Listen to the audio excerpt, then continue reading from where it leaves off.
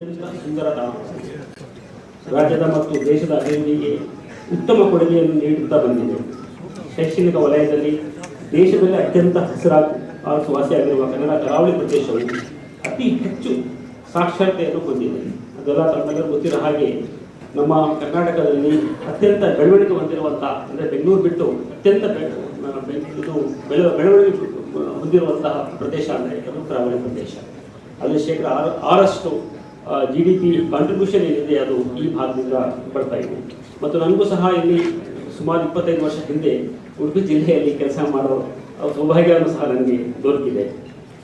ನಮ್ಮ ರಾಷ್ಟ್ರಕವಿ ಕುವೆಂಪುರವರು ರಚಿಸಿರುವ ನಮ್ಮ ನಾಡಗೀತೆಯಲ್ಲಿ ಕನ್ನಡ ನಾಡನ್ನು ಸರ್ವ ಜನಾಂಗದ ಶಾಂತಿಯ ತೋಟ ಎಂದು ಬಿಂಬಿಸಿದ್ದಾರೆ. ಆದರೆ ಇಲ್ಲಿ ನಡೆದ ಕೆಲವು ಸಣ್ಣ ಪುಟ್ಟ ಘಟನೆಗಳು ಈ ಪ್ರದೇಶದ ಸುರಕ್ಷತೆಯನ್ನು ಸಂಶಯಪ್ರದಾಗಿ ನೋಡುವಂತೆ ಮಾಡಿದೆ.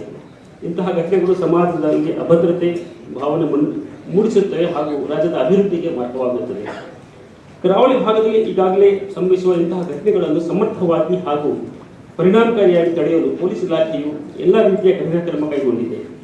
ಮುಂದೆ ಬರ್ತಿದ್ದು ಇಂತಹ ಘಟನೆಗಳಲ್ಲಿ ತ್ವರಿತವಾಗಿ ತಡೆಗಟ್ಟಲು ಅನುವಾಗುವಂತೆ ರಾಜ್ಯ ಸರ್ಕಾರವೂ ಸಹ ಪೊಲೀಸ್ ಇಲಾಖೆಗೆ ಸಕಲ ರೀತಿಯಲ್ಲಿ ಬೆಂಬಲವನ್ನು ನೀಡುವ ಮೂಲಕ ನಮ್ಮ ಇಲಾಖೆಯ ಆತ್ಮಸ್ಥೈರ್ಯವನ್ನು ಹೆಚ್ಚಿಸ್ತಾ ಬಂದಿದೆ. ಬಹಳ ಮುಖ್ಯವಾಗಿ ನೋಡಬೇಕಾದ್ರೆ 1997ನೇ ಇಸ್ವಿಯಿಂದ ಹಿಂದೆ ಒಂದು ಅವಿಭಾಜ್ಯ ದಕ್ಷಿಣ ಕನ್ನಡ ಜಿಲ್ಲೆ ಮಾತ್ರ ಇತ್ತು. ನಂತರ ಇಲ್ಲಿ ಸಾಕಷ್ಟು ಪೊಲೀಸ್ ಇಲಾಖೆಯ ಬೆಳವಣಿಗೆ ಇಲ್ಲಿ ಆಗಿದೆ. 1997ರಲ್ಲಿ ಇದು ವಿಭಜನೆಯಾಗಿ ಹೊಸದಾಗಿ ಉಡುಪಿ ಜಿಲ್ಲೆ ಬೇರ್ಪಡಿಸಿ ಬೇರೆ ಜಿಲ್ಲೆ ಒಂದು ವ್ಯವಸ್ಥಿತವಾದ ಒಂದು ಜಿಲ್ಲಾ ಪೊಲೀಸ್ ವ್ಯವಸ್ಥೆನೇ ಬಂತು. ನಂತರ 1998ರಲ್ಲಿ ಕೋಸ್ಟಲ್ ಸೆಕ್ಯೂರಿಟಿ ಪೊಲೀಸ್ ಕರಾವಳಿ ಪಡೆ ಸಹ ಸರ್ಕಾರ ಇಲ್ಲಿ ಎಸ್ಟಾಬ್ಲಿಷ್ ಮಾಡಿತ್ತು. ನಂತರ 2004ನೇ ಮತ್ತು 2005ನೇ ಇಸ್ವಿನಲ್ಲಿ ANF ಸಹ ಬಂತು.